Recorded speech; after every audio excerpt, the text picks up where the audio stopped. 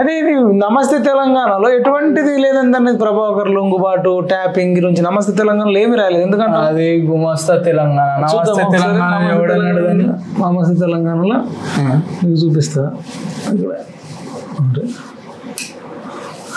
ఇక్కడ ఎక్కడ కూడా ఫోన్ ట్యాపింగ్ గురించి ఎక్కడ లేదు ఉండదు మరి ఎందుకు లేదంటావు మరి రీజన్ ఇది గుమస్తా తెలంగాణ నమస్తే తెలంగాణ కాదు ఇది ఇది ప్రజల సమస్యలను పట్టించుకునే పేపర్ కాదు ఓన్లీ గులాబీ పార్టీని పట్టించుకునే ఇప్పుడు ప్రభుత్వానికి సంబంధించిన ఒక్క బ్యానర్ ఐటమ్ లేదు ఇంకొక విషయం చెప్పాను నేను ఇది కానీ ట్యూ న్యూస్ కానీ టీ న్యూస్ ఈ రెండుకి ఇచ్చినన్ని పైసలు ఆటల పేరన దేనికి ఏ పేపర్ జనరల్ గా ఒక news paper daily news paper ఉన్నప్పుడు ఒక 50% ప్రభుత్వం టిష్యూ పేపర్ ప్రభుత్వం ఇప్పుడు ఇది పేపర్ కాదు సరే 100 అనుకుందాం ఒక 50% ఇటు సైడ్ ప్రభుత్వం ఏదైనా నిర్ణయాలు తీసుకున్నా సీఎం గానీ క్యాబినెట్ గానీ ఎక్కడికైనా వెళ్ళినా ఏదైనా ఉంటే ఆ సగం అట్లా రాస్తారు ఇంకా సగం ఏమో ప్రతిపక్షం వెలుగు ఒకసారి ఉంటే పెట్టు వెలుగు పెట్టు వెలుగు డౌన్లోడ్ చేయలేదా చేసేంత లోపే చెప్పండి వెలుగులో చూస్తే వెలుగులో సరే కొన్నన్నా ప్రజలకు సంబంధించిన అంశాలు ఉంటాయి ఇలా అసలు అలా ఉండవు ఇలా మొత్తం వీళ్ళ దుకాణమే ఉంటాయి ఈ ఒక్క మొక్క ఇప్పుడు ఆయన సరే సీఎం కాదు కదా ఇప్పుడు సీఎం లెక్క ఆయన పోటీలో 10 పెట్టరు ఒకటి బ్యానర్లు అంటే ఏమనిపించింది ఇప్పుడు ఈ పేపర్ ఉంది చూడు ఇది ఎవరిది ఇది వెలుగు పేపర్ వెలుగు ఇది ఎవరిది చెప్పండి ఇది ఎవరిది బీజేపీ వాళ్ళు అద్వానికి భారతరత్న ప్రధానం అని కొంచెం వేసారు అవును కనీసం కొంచెం వేసి ఒకటి కొంచెం వేసి ఇది ఎవరు అనుకుందాము పేపరు ఎంపీ వివేక్ అదే మాజీ ఎంపీ వివేక్ గారిది ఇప్పుడున్న ప్రస్తుతం చెన్నూరు ఎమ్మెల్యే వివేక్ గారిది అనుకుందాం ఇక వాళ్ళ వారు తీసుకున్నారు బీజేపీ వాళ్ళు తీసుకున్నారు లేదండి ఇప్పుడు ఇగో ఇక్కడ కడియం శ్రీహరి గారు పార్టీ మారింది ఉంది దేశం కాదని ఒక్క నిమిషం వినండి మీరు ఇప్పుడు దేశం కోసం గెలిచి తీరాలని బీజేపీ నోడించేందుకు సెంట్రల్ ఉంది ఇది కొంచెం ఉంది ఇప్పుడు మరి అన్నిటికీ మించి బీజేపీ వాళ్ళది కూడా ఇక్కడ కొంత భారత మెయిన్ హెడ్డింగ్ లో ఇచ్చారు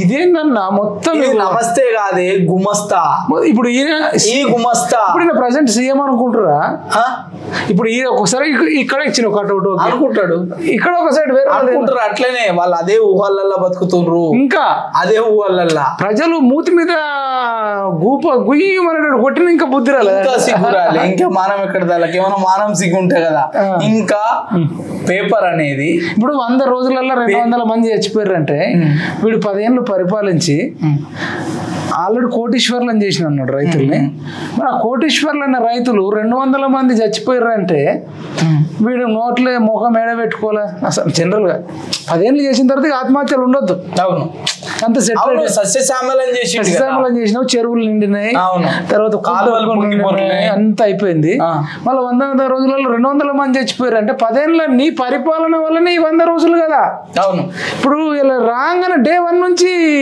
వీళ్ళు చేసింది కొత్తగా ఇక్కడ ఏం చేసిందే లేదు కదా మంచి అయినా చెడైనా ఈయననే కదా దానికి కారణం అవును మరి 100 రోజులలో 200 మంది రైతులు బలయ్యారంటే అసలు ఈయన బతికి వేస్ట్ తెలుసా 10 ఏళ్ళు పరిపాలించిన తర్వాత కూడా ఇంతటి దుస్థితి వచ్చిందంటే దానికి కారకుడే అంటే సంపినోడే సన్మానం చేసినట్టు అనొచ్చా ఏమో ఇప్పుడు రాష్ట్రాన్ని పరిపాలిస్తున్న పార్టీ ప్రభుత్వానికి అసమర్థత అవివేకం తెలివి తక్కువతనం అవగాహన రాహిత్యం దేన్ని ఎట్లా వాడాలో తెలియని అర్భకత్వం అంట అర్భకత్వం అంటే బిచ్చగాల తత్వం అన్నట్టు అర్భకత్వం నేను మాటలు చెప్తుండే ఇలా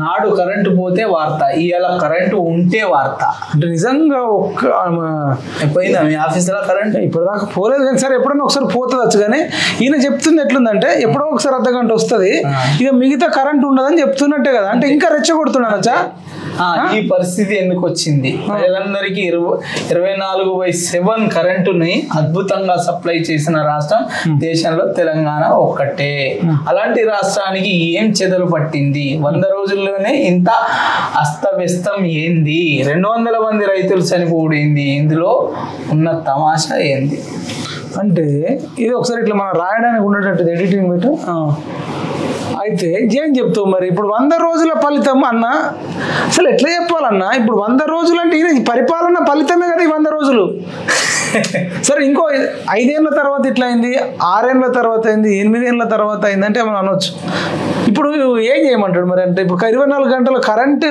లేకపోవడం వల్ల రైతులు ఆత్మహత్యలు చేసుకుంటారా తెలంగాణలో ఎడ్డి గొర్రెలు ఉన్నారు అనుకుంటారు నీ ముడ్డి వాళ్ళు కొట్టే గొర్రెలు ఉన్నారని అనుకుంటలే అర్థమైందా సినిమా షూటింగ్ పోయినా నీకు టోపింది ఇక్కడ ఇదేంది వీడొచ్చి అంటే ఏంది ఇది అంతా మొత్తం మళ్ళా న్యూస్ అంతా దొరా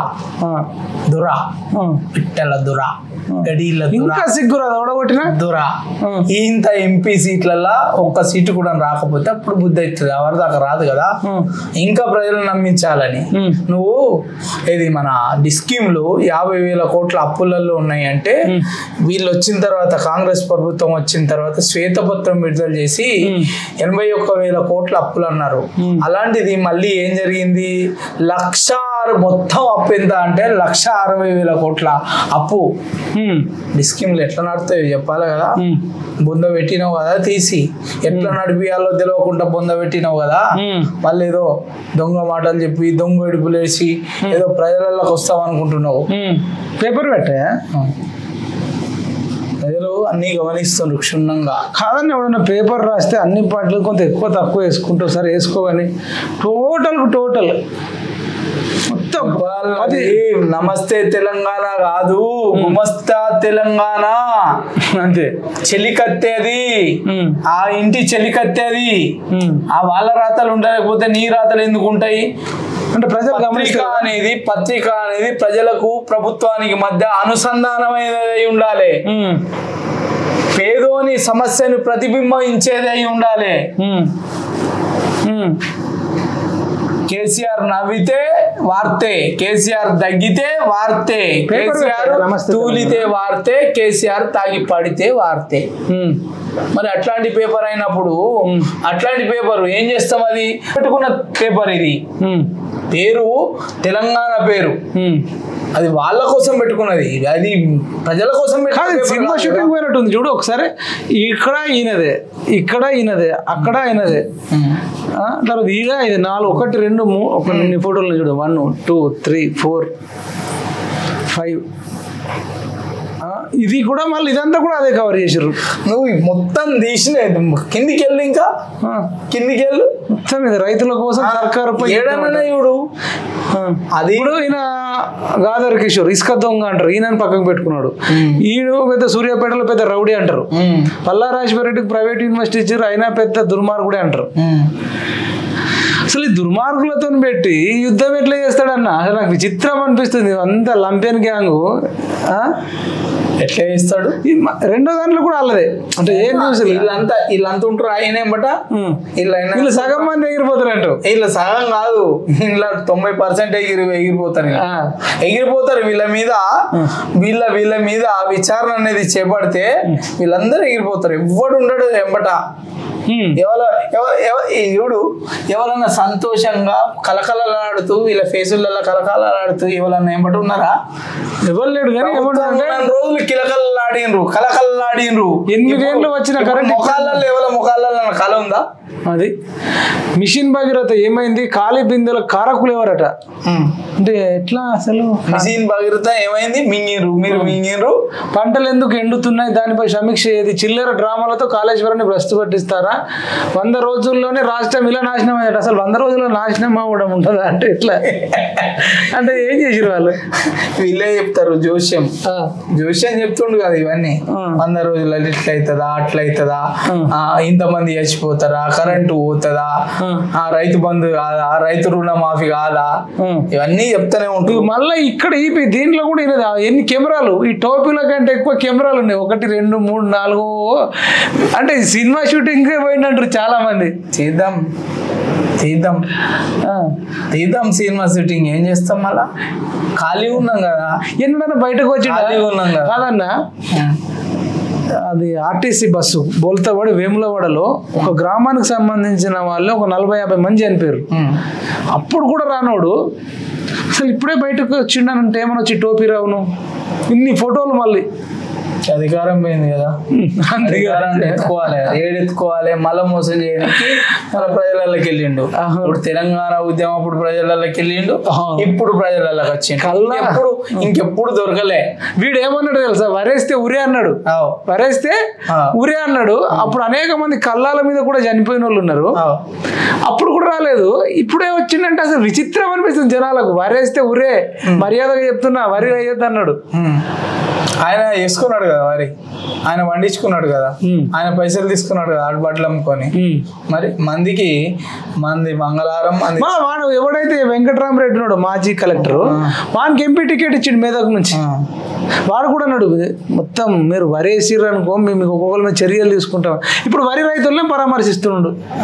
బానిస వెంకటరామరెడ్డి బానిస కదా. సార్ ఏం చెప్తాడు నేను అది వాడతా, అదే వాడతా, తప్పితే నేను కొత్తగా ఏం చేసే. సూర్యాపేట జిల్లా వెలుగుపల్లి బీఆర్ఎస్ అధినేత కేసీఆర్ చూడడానికి ఆతృతగా ఎదురు చూస్తున్న గ్రామస్తులట. అంటే ఇప్పుడు ఎప్పుడు బయటకు రాడు కాబట్టి ఎదురు చూస్తున్నాడు. ఇక మళ్ళీ జీవితంలో ఎప్పుడు వస్తాడు, ఇక ఇదే లాస్ట్, ఇదే లాస్ట్, ఇక ఈ 4 రోజులే లాస్ట్. ఆత్మహత్యలు వద్దంటుడు. అంటే వీళ్ళు ఇండైరెక్ట్ గా చేసుకోమని చెప్తుండే, ఇంకా రెచ్చగొట్టు. అప్పుడు నిరుద్యోగులను వాడుకొని ఆత్మహత్యలు వద్దు, చేసుకోవద్దు, కరెక్టే. నువ్వు సంపాదించిన పైసలని పంచు. కానీ ఇప్పుడు 200 కుటుంబాలు అంటుండు. ఈ రాక్షసుడి దగ్గర 1,00,000 కోట్లు ఉన్నాయి. 200 మందికి మంచి కోటి ఇచ్చిన 200 కోట్లే అయిపోతాయి.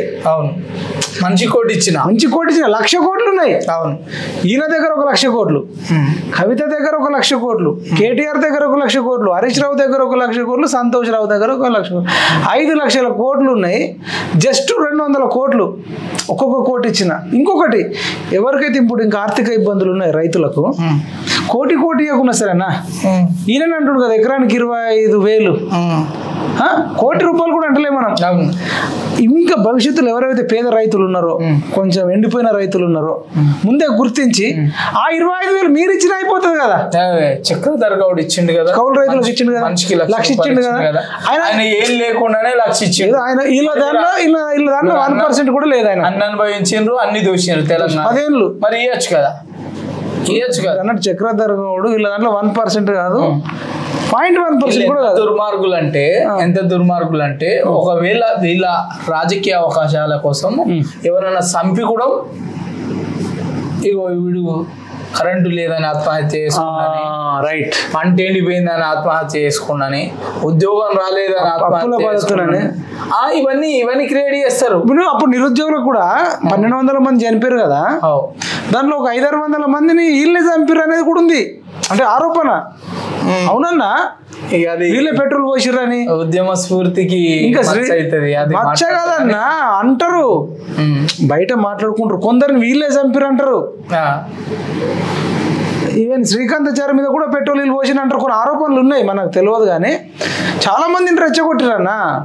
అవును, అప్పుడు నిరుద్యోగులను పట్టుకున్నారు, ఇప్పుడు రైతులను ఏమన్నా చేస్తారని నాకు భయం వేస్తుంది. అది ఏం చేస్తే ఊకుంటుందా గవర్నమెంట్ లేదా? కానీ మనం రిక్వెస్ట్ చేయాల్సిందంటే, మీరు రైతులకు రిక్వెస్ట్ చేయండి. ఏం చెప్తారు? కరెంటు వాడుకునే తెలివి లేదు అంటే, కరెంటు లేక ఆత్మహత్యలు అవుతున్నాయి అంటున్నావా? ఏంది అసలు నువ్వు? అంటే వీళ్ళు ఉన్నప్పుడు కరెంటు మొత్తం మనం సర్ప్లస్ ఉండి బయట రాష్ట్రాలకు అమ్ముకున్నాం, 1,000 కోట్ల రూపాయలు మనకు జనరేట్ అయింది. ఇప్పుడు మనం కరెంటు లేక అడుక్కుంటున్నాం అని అంటుండే ఆయన ఉద్దేశం. ఆయన ఉద్దేశం అదే అనమాట. కరెంటు లేదు, కరెంటు లేకపోతే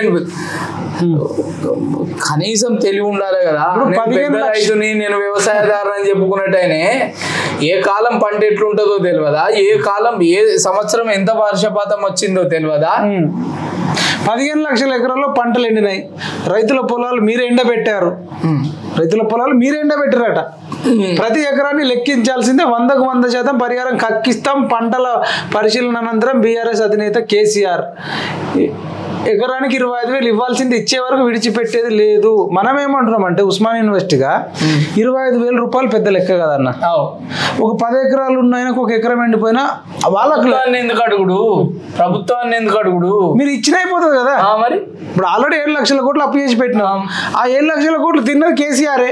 ఆ 7 లక్షల కోట్లు ఫామ్ హౌస్ లోకి వెళ్ళి తీసుకుపోయి వాళ్ళకి 25,000 కదన్నా. 50,000 ఇచ్చినా 50,000 ఇచ్చినా తక్కువనే కదా. తక్కువనే. నేను అదే అంటున్నా. చక్రధర్ గౌడ్ అనే వ్యక్తి సామాన్య వంద మంది రైతులకు సామాన్యుడు 100 మంది రైతులకు కౌలు రైతులకు ఇచ్చిన లక్ష చొప్పున నువ్వు 10 ఏళ్ళ అధికారాన్ని గెలిచినావు కదా, తెలంగాణ ఆసంతా నాకేసారు కదా, మరి 25,000 లక్ష రూపాయలు ఆయన ఇచ్చినప్పుడు లక్ష రూపాయలు ఆయన 100 మందికి ఇచ్చినప్పుడు నువ్వు 200 మందికి పంచు ఒక చక్రధర్ గౌడ్ ఒకటేసారి 100 మందికి ఇచ్చిండు.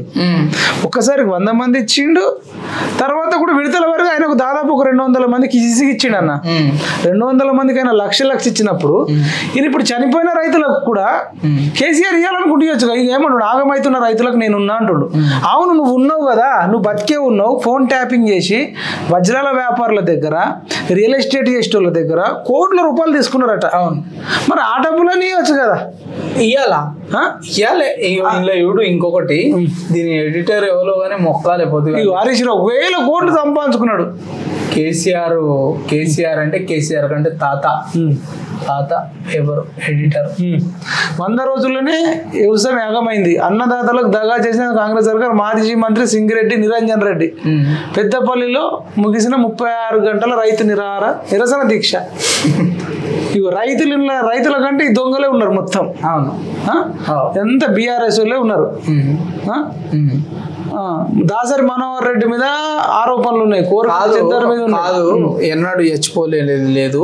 అసలు రైతులు వీళ్ళున్న పరిపాలన కాలంలో హెచ్చిపోలేదు. క్రైమ్ ఇండెక్స్ బ్యూరో అనేది ఒకటి ఉంటుంది, క్రైమ్ ఇండెక్స్ బ్యూరో అనుకుంటా. దాని రికార్డుల ప్రకారం 1,00,000 మంది దాకా చనిపోయినరు. మరి 1,00,000 మంది చనిపోకపోతే, అసలు నీ పాలనలో ఒక్క రైతే చచ్చిపోకపోతే రైతు బీమా ఎందుకు పెట్టినావు? రైతు బీమా ఎందుకు పెట్టినట్టు? మరి నువ్వు ఇవాళ 2 రోజులకే బయటకు వచ్చి, అంటే 100 రోజులు అయిపోయిందని గుర్తొచ్చినట్టుంది సార్కి. నిన్నమ్మడు దాకా మత్తులో ఉన్నాడు, ఆ మత్తు ఇప్పుడు దిగింది. ఆయన వెళ్తున్నాడు మళ్ళా రైతుల దగ్గర, అప్పుడు నిరుద్యోగుల దగ్గరకు వచ్చి పెట్రోల్ పోసుకున్నాడు. ఇప్పుడు మళ్ళీ హరీష్ రావు మళ్ళీ పెట్రోల్ పోసుకుంటే రైతులు నాగం చేస్తాడా? నాకు భయం వేస్తుందన్నా. ఈసారి వాళ్ళ మామ నాగం చేస్తాడు, బరాబరి. ఇప్పుడు వీళ్ళు 100 రోజుల క్రితం వీళ్ళే ఉన్నారు. మరదల పిల్ల ఏంది కదా, ఇప్పుడు బాగా పోతాడు కాదన్నా. ఇప్పుడు 100 రోజులు బాగా పోతాడు. అందుకనే ఇలా నెక్స్ట్ మామ నాగం చేస్తాడు అంటున్నా కదా. కాదన్నా, మరి వేరే వాళ్ళ నాగం చేసి ఊకోరు కదా, అందరికి తెలిసిపోయింది. ఇలా దొంగ మాటల వల్ల మనం వీళ్ళ మాటలు వింటే బతికి పట్టగట్టమని ప్రజలకు అందరూ. కాదు, మరి ఈ క్రిమినల్స్ కు హరీష్ రావుకు, పోచారం శ్రీనివాస్ రెడ్డి కానీ, సింగిరెడ్డి నిరంజన్ రెడ్డి కానీ, కేసీఆర్ కు ఇది కాంగ్రెస్ ఇట్లుంటదని వీళ్ళే చెప్తారు. కాంగ్రెస్ కరువు తెస్తుంది చెప్తున్నారు. ఇది కరెక్ట్ పద్ధతి కాదని చెప్పి. మరి అప్పుడు రైతులకి వీళ్ళు మొన్న 100 రోజుల కిందట ఒక పిలుపునిస్తే అయిపోతుండే కదా. అంటే ఇంకోటి అన్న, పొలాలు వీళ్ళు ప్రభుత్వం ఏర్పడడానికి వేసింది కాదు నాకు తెలిసి. ఎన్నికల సమయంలోనూ, ఎన్నికల ముందు వానాకాలం వేస్తారు కదా పంటలు. వానాకాలం అయిన తర్వాత యాసంగి వేస్తారు కదా. యాసంగి ఇప్పుడు అప్పుడు ప్రభుత్వం వీళ్ళే ఉన్నారు కదా. ఇప్పుడు మరి ఎలక్షన్స్ ఉన్నాయి. ఒకవేళ మేము ఓడిపోతే కాంగ్రెస్ వాళ్ళు నీళ్ళు ఇస్తారో ఇయ్యరో మీరు కొంచెం చూసుకొని వేసుకోరని ఎందుకు చెప్పాలి వీళ్ళు ఉచ్చగాళ్ళు? మరి అంటే ఎండిపోయినాక వచ్చి ఎడతామనా? అంటే చచ్చిపోయేదాకా చూసి అప్పుడు సంతాపం ప్రకటించాలని ప్రీ ప్లాన్ వచ్చారు దొంగలు. వీళ్ళకి ముందే తెలుసు రైతులు పొలాలు వేసినప్పుడు ఒక స్టేట్మెంట్ ఎందుకు. వీళ్ళు అధికారంలో ఉంటే ఇంత కడిహీనంగా ఉన్నా సూపర్ ఏ ఉందంటారు. నమస్తే తెలంగాణలో సూపర్ ఏ ఉందంటారు. వీళ్ళకి కనిపించింది, వీళ్ళకి నచ్చితే రంబా, నచ్చకపోతే గంగా. అంతే. నచ్చితే రంబా, నచ్చకపోతే గంగా.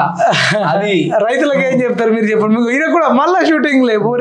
ఒక కెమెరా 2, 3, 4, 5, 6, 7, 8, 9, 10, 11, 12, 13, 14, 15, 20, 30 కెమెరాలు ఉన్నాయి ఇంక వెనకాల. ఒక్క ముఖమే, మళ్ళీ ముఖం కూడా కేసీఆర్ది పెద్దగా అందగాడు కాదు, ఎన్టీఆర్ లెక్క. ఈ ఇంకా అందంగా ఉంటే ఇంకెన్ని ఫోటోలు వేసావు? మామూలుగా ఉన్నందుకే ఇన్ని ఫోటోలు. ఏందన్నా కెమెరాలు ఏందన్నా? సరే, నువ్వు పరామర్శించడానికి పోయినావు, నువ్వు వెళ్ళి ఆ రైతులు ఎవరెవరు ఇళ్ళకి పోయి చూసి వాళ్ళ పొలం చూసి నువ్వు ఒక కెమెరా, సరే ఒక కెమెరా తీసుకపోతే అయిపోతుండే, 1, 2 అనుకో. ఏందన్నా అది? అంత వార్తా పేపర్లలో అనుకుంటా, ఛానళ్ళలో.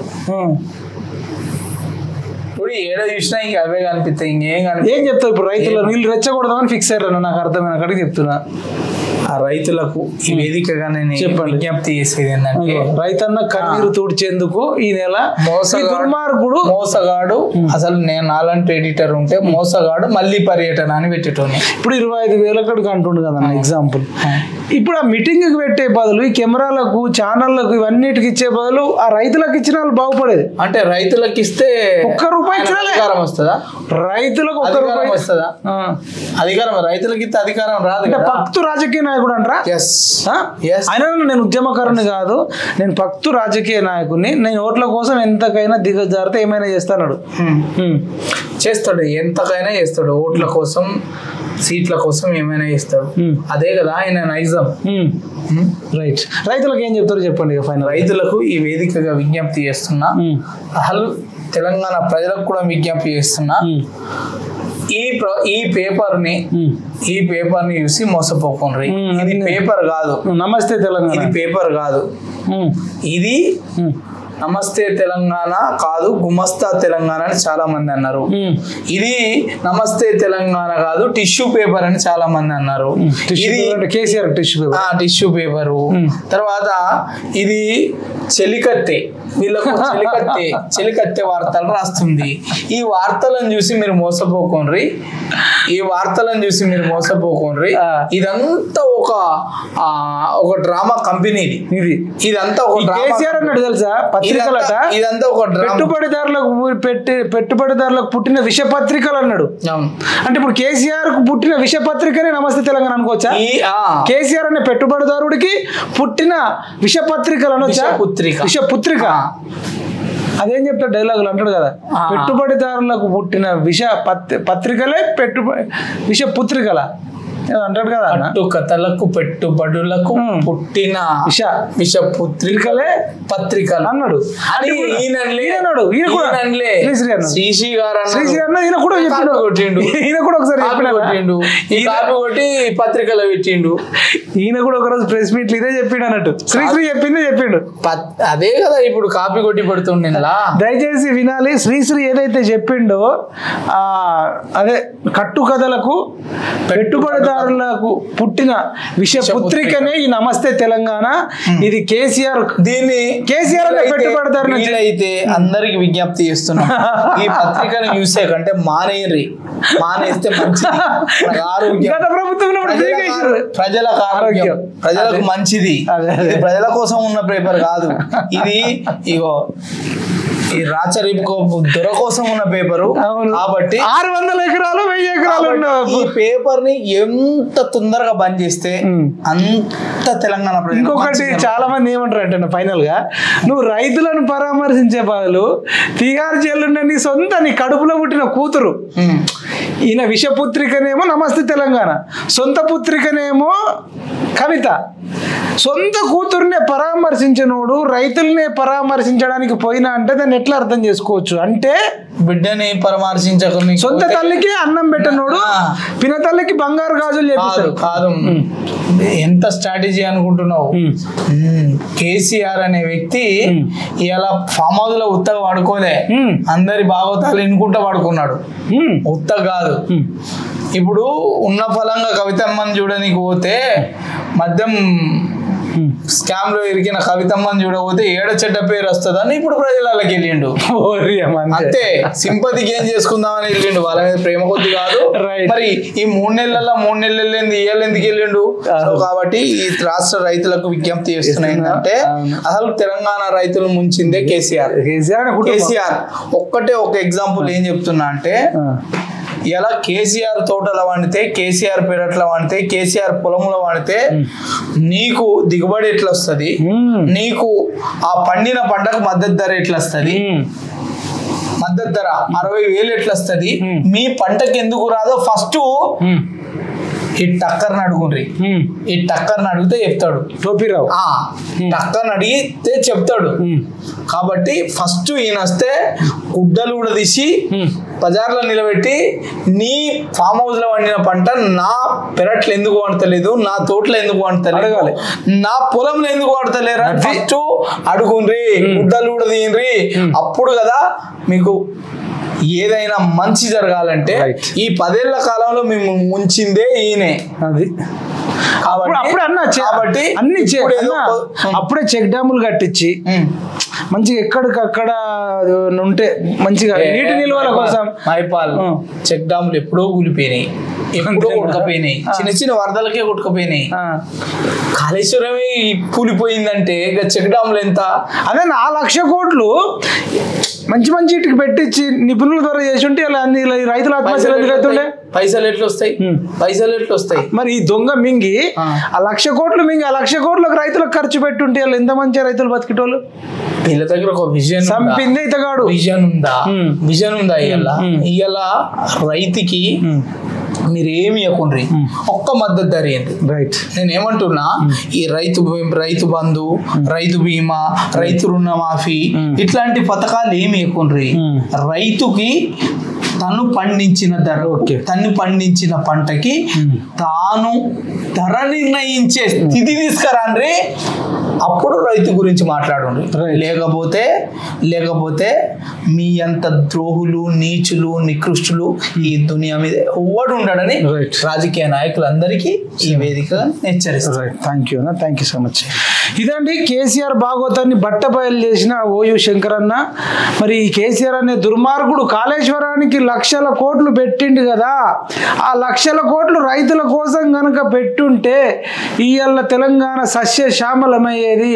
చెరువులను బలోపేతం చేయలేదు, కొత్త చెరువులు నిర్మించలేదు, కొత్త కుంటలు నిర్మించలేదు, చెక్ డ్యామ్లు కట్టలేదు, వాటర్ నిల్వ కోసం ఎటువంటి ప్రయత్నాలు చేయకపోవడం వల్ల అనేక లక్షల కోట్లు కాళేశ్వరంలో కాలేయడం వల్ల ఇవాళ రైతులకు ఈ పరిస్థితి ఏర్పడ్డది.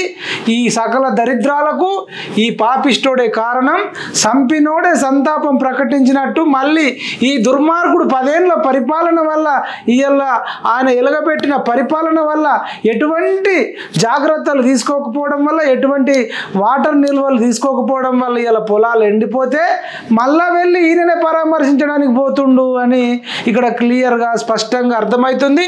సొంత కూతురునే కంట్రోల్లో పెట్టుకోలేని సిగ్గులేనోడు, సొంత కూతురు జైల్లో ఉండి ఆ తిండి లేదు, నాకు తిండి చక్కగా పెడతలేరు, బట్టలు ఇస్తలేరు, చెద్దర్లు ఇస్తలేరు అని ఏడుస్తే సొంత కూతురికి కూడా 2 చెద్దర్లు పంపుతలే, కొంచెం అన్నం పంపలేని ఈ నికృష్టుడు బిడ్డను మద్యం కుంభకోణం చేయడానికి పంపిన ఈ దుర్మార్గుడు 100 మంది అలా ఏడుస్తుంటే ఇవాళ వచ్చి నంగనాచి లెక్క మిమ్మల్ని పరామర్శిస్తున్నారు. మీరు అడగండి కేసీఆర్ను, సొంత కూతురు మద్యం కుంభకోణంలో ఎందుకు ఇరుక్కున్నది, మన పరువెందుకు తీసింది, తెలంగాణ ఇజ్జత్ ఎందుకు పోయిందని ప్రతి ఒక్క రైతు కేసీఆర్ని అడగవలసిందిగా కోరుకుంటూ, అదేవిధంగా ఈ 10 ఏళ్లలో అనేక మంది ఫోన్ ట్యాపింగ్ చేసిర్రు.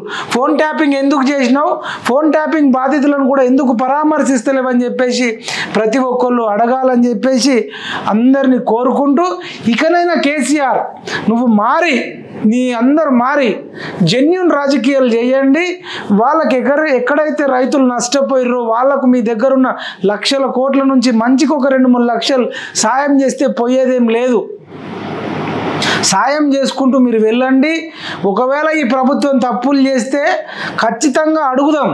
కానీ 100 రోజులల్లో కాంగ్రెస్ తెచ్చిన కరువు అంటే కాంగ్రెస్ వాళ్ళు మొగుల మీదకి పోయి ఎండ అంటే సూర్యుడికి చెప్పి నువ్వు ఎండ ఎక్కువ కొట్టు, తెలంగాణలో ఎండ ఎక్కువ కొడితే ఇగో పలానా 15 లక్షల ఎకరాలలో బాగా ఎండ కొట్టాల సూర్యదేవ, ఆ పొలాలు ఎండిపోతే నేను పరామర్శించి వస్తా అని చెప్పి కాంగ్రెస్ వాడు ఎవరికన్నా సూర్యుడికి ఫోన్ చేసిర్రా? అసలు సూర్యుడికి మాటలు వస్తాయా? సూర్యుడికి చెప్పిర్రా? అసలు ఎండ కొట్టడానికి అసలు సూర్యుడు ఇంత కొడతాడని ఎవడన్నా ఎక్స్పెక్ట్ చేస్తాడా? నిజానికి ఈ ఎండలకు రోడ్ల మీదకి వెళ్ళాలంటే మాకే వణుకు పుడుతుంది. అసలు కాంగ్రెస్ తెచ్చిన కరువు అంటే కాంగ్రెస్ సూర్యుడిని సృష్టించిర్రా? వెళ్ళి ఎండలు బాగా కొట్టమని చెప్పిర్రా? ఎండలు బాగా కొట్టడానికి కారణం ఏంది? కాంగ్రెస్ వల్ల. అంటే పర్టికులర్గా ఆ 15 లక్షల ఎకరాలలో ఎండలు కొట్టమని చెప్పిర్రా? అంటే ఏందో ఏమో మరి. అంటే నేను అనేది ఏంటంటే రాజకీయ నాయకులు ఏంది కారణం ఏందో తెలుసుకోండి. ఆ 15 లక్షలు ఎండిపోయింది అంటున్నావు కదా, అంటే రైతులు వాళ్ళ బోర్లు మరి వర్షాకాలంలో 4 ఎకరాలు వేస్తాం చాలామంది అనుకుందాం, ఓ 2 బోర్లకు 4 ఎకరాలు వేస్తే ఎండాకాలం అంతే పొలం వేస్తే పండదు, కొంత ఎక్కువ వేయడం వల్ల కూడా ఎండిపోతుంది. మరి రైతులను జాగ్రత్త చేయాల్సిన బాధ్యత మనందరిది ఉంటుంది. ఎండాకాలం ఏసంగిలో కొంచెం తక్కువ వేసుకోవాలని చెప్పాల్సిన బాధ్యత ప్రతిపక్ష పార్టీ నాయకులకు ఉంటుంది, అధికార పార్టీ నాయకులకు ఉంటుంది, అగ్రికల్చర్ అధికారులకు వాళ్ళకు ఉంటుంది. వర్షాకాలం వేసినట్టు ఎండాకాలం వేయకూడదు. ఇంకొకటి, ఇప్పుడు ఎక్కడెక్కడైతే ఎండిపోయినాయో వాటర్ ఉంటాయి, పలానా చెరువు నుంచి వీళ్ళు వాటర్ విడుదల చేయట్లేదా, దానికి సంబంధించిన ఇన్ఫర్మేషన్ ఉంటే పెట్టాలి. బోర్లు ఎండిపోయినప్పుడు కొన్ని దగ్గరలో బోర్లు ఎండిపోతాయి, బోర్లు ఎండిపోయినప్పుడు మరి కొంత దగ్గరలో ఎండిపోతుంది. అసలు ఏంది, మీరు ఏం చేస్తే బాగుంటుంది చెప్పండి కదా. అది చెప్పకుండా కాంగ్రెస్ తెచ్చిన కరువు 100 రోజులలో ఇది అంతా అయిపోయింది. నువ్వు ఇప్పుడు నాగార్జున సాగర్ కట్టిరండి, నాగార్జున సాగర్ కింద ఎన్ని ఎకరాలు వండాలి, ఎట్లెట్లా వండాలనో వాళ్ళు చూసుకుంటారు. అక్కడ పొలాలు ఎండిపోతే కాంగ్రెస్ తెచ్చిన కరువు అంటావు. శ్రీరామ్ సాగర్ ఉంది, శ్రీరామ్ సాగర్ కింద ఉన్నప్పుడు వర్షాకాలం ఎంత వేసుకోవాలి, ఎండాకాలం ఎంత వేసుకోవాలి అని చెప్పి అక్కడ రైతులకు తెలుసు, తెలవకపోతే చెప్పాలి. అంటే ఎండిపోయిన ప్రతి పొలానికి కాంగ్రెస్ వాళ్ళే కారణం అంటావు. మేము అట్లా అని చెప్పి కాంగ్రెస్ని వెనకేసుకురావాల్సిన అవసరం మాకు లేదు. ఎక్కడైతే నష్టపోయారో ఆ రైతులకు నష్టపరిహారం ఇస్తూ, మరి ఏదైతే కేంద్ర ప్రభుత్వం ఫసల్ బీమా ఉందో ఆ ఫసల్ బీమా వర్తించేటట్టు చేయాలి ఒకటి. రెండోది, భవిష్యత్తులో రైతులను గైడెన్స్ చేయాల్సిన బాధ్యత అధికార పార్టీది ఉంటుంది, ప్రతిపక్షాలది ఉంటుంది, అగ్రికల్చర్ అధికారులది ఉంటుంది, చదువుకున్న వాళ్ళందరిది ఉంటుంది. ఆ రకంగా చేయాలి. పొలాలు వేసి ఎండబెట్టుకునే బదులు భవిష్యత్తులో రైతులను కాపాడుకోవాల్సిన బాధ్యత ప్రతి ఒక్కరిది ఉంటుందని ఈ దొంగ వేల కెమెరాలు తీసుకెళ్ళి, 100 కెమెరాలు 1000 కెమెరాలు తీసుకెళ్ళి మొత్తం బీఆర్ఎస్ వాళ్ళని తీసుకెళ్ళి అది రైతులను పరామర్శించినట్టు లేదు, ఆ బీఆర్ఎస్ నాయకులను పరామర్శించినట్టుంది. ఈ దొంగ మారితే మేమే చెప్తాం ఇవో మారుతాడని చెప్పేసి ఇవి మాత్రం ఫోటోలకు ఫోజ్ ఇచ్చినట్టే ఉంది. ఎందుకంటే అప్పట్లో ఆర్టీసీ బస్సు లోయల పడిపోయి 40-50 కుటుంబాలు ఒకటే గ్రామానికి సంబంధించి చచ్చిపోతే పరామర్శించడానికి వెళ్ళలేదు. వరదలు వచ్చి ములుగు డిస్టిక్లో ఒక గ్రామమే కొట్టుకుపోయింది. అక్కడ ఉండే వందలాది వేలాది మేకలు కొట్టుకుపోయినాయి, గొర్రెలు కొట్టుకుపోయినాయి, ఆవులు కొట్టుకుపోయినాయి, బర్రెలు కొట్టుకుపోయినాయి, పొలాలు కొట్టుకుపోయినాయి, మక్క చేనులు కొట్టుకుపోయినాయి. ఆ రోజు కూడా బయటకు వెళ్ళనోడు ఇప్పుడే ఎందుకు వెళ్ళిండు అనేది చాలా మందికి డౌట్ వస్తుంది. నిజంగా రైతుల మీద ప్రేమ ఉంటే అనేక సార్లు ఖమ్మం జిల్లాలో, ములుగు జిల్లాలో, ఆదిలాబాద్ జిల్లాలో వరదలు వచ్చినప్పుడు పరామర్శించని కేసీఆర్ ఇప్పుడే వచ్చిందంటే ఈయన పక్తు రాజకీయ నాయకుడు అని మాకు అర్థమవుతుంది. ఈయన మారితే మేమే చెబుతాం, ఇంకా మారినట్టు లేదు. రైతులందరూ కూడా ధైర్యంగా ఉండండి, ప్రభుత్వంతో మాట్లాడి ఫసల్ బీమా కింద మీకు డబ్బులు వచ్చేటట్టు మనం అందరం కొట్లాడదాం. ఆ రకంగా మనం చేద్దామని తెలియజేసుకుంటూ జై తెలంగాణ, జై జవాన్, జై కిసాన్, జై హింద్.